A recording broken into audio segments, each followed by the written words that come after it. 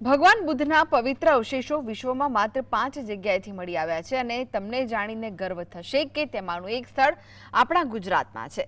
અરવલ્લીની ગિરિમાળોમાં છુપાયેલું દેવની મોરી આજે પણ 1600 વર્ષ જૂના ઇતિહાસની સાક્ષી પૂરી રહ્યું છે। શામળાજી પાસે આવેલા દેવની મોરીમાં જ્યારે મેશ્વો ડેમનું ખોદકામ થયું ત્યારે જે મળ્યું તે જોઈને આખું વિશ્વ દંગ રહી ગયું। 63 વર્ષમાં પહેલીવાર ભગવાન બુદ્ધ સાથે સંબંધિત અવશેષો વડોદરાની MS યુનિવર્સિટીમાંથી બહાર કાઢીને શ્રીલંકા મોકલવામાં આવ્યા।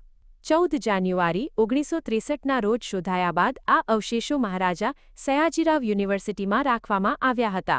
ગયા વર્ષે વડાપ્રધાન નરેન્દ્ર મોદીની શ્રીલંકાની મુલાકાત બાદ ભારતે તેમને ત્યાં પ્રદર્શન માટે મોકલવાનો નિર્ણય લીધો।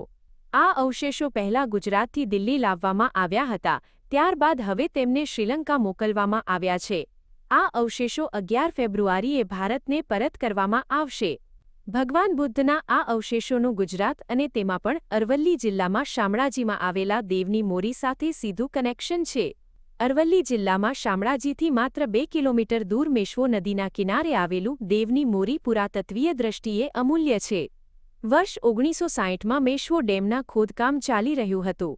આ દરમિયાન અહીંથી ભગવાન બુદ્ધના પવિત્ર દાંત સાથેના જડબાનો ભાગ અને મૂર્તિઓ મળી આવી હતી, જેની સાથે પથ્થરનો દાબડો મળી આવ્યો હતો।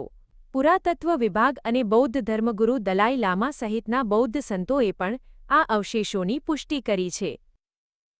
બુદ્ધના અહીંથી અવશેષો મોકલવામાં આવી રહ્યા છે। ગાર્ડ રનર સાથે અહીંથી અવશેષોની ફ્લાઇટ મારફતે શ્રીલંકા રવાના કર્યા છે। ત્યારે આપણે આગળ જે અવશેષો મળ્યા તે જગ્યા પર ઊભા છીએ। આ અરવલ્લી જિલ્લાનો નવરચિત તાલુકો શામળાજી છે। શામળાજીના અંદર આવેલો આ મેશ્વો ડેમ છે ને જગ્યા છે, દેવની મોરીની જગ્યા છે। ત્યાં આગળ કહેવાય છે કે 3 સદી પહેલા અહીંયા આગળ એક નગરી હતી, અહીંયા આગળ રાજા ભોજની નગરી હતી એવું પણ કહેવાય છે। અહીંયા આગળ જે આ જગ્યા પર સ્તૂપ દેખાય છે એ સ્તૂપ છે, એ સ્તૂપ એ વખતના જમાનાના અંદર અહીંયા આગળ બૌદ્ધ સાધુઓ વસતા હતા।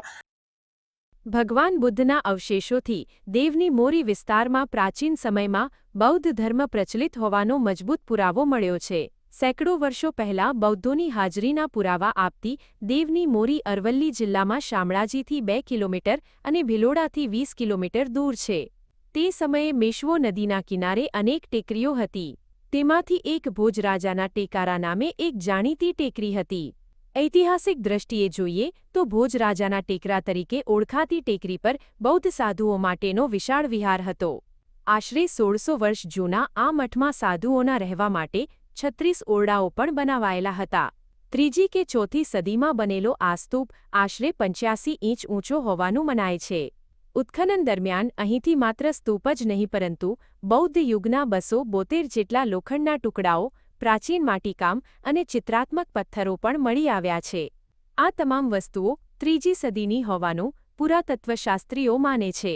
સિંધ અને તક્ષશિલા જેવા પ્રાચીન કેન્દ્રોની હરોળમાં આ સ્થળની ગણના થાય છે। દેવની મોરી આજે પણ ગુજરાતમાં બૌદ્ધ સમુદાય માટેનું મુખ્ય મોનેસ્ટિક કેન્દ્ર છે।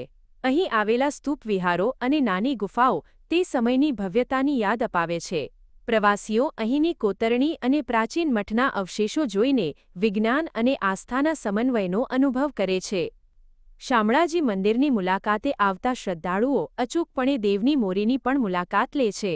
મેશ્વો ડેમના રમણીય વાતાવરણની વચ્ચે સ્થિત આ સ્થળ પ્રવાસીઓ માટે માત્ર ફરવાલાયક સ્થળ નથી, પરંતુ ભારતની પ્રાચીન અને ભવ્ય વિરાસતનું જીવંત પ્રતીક છે।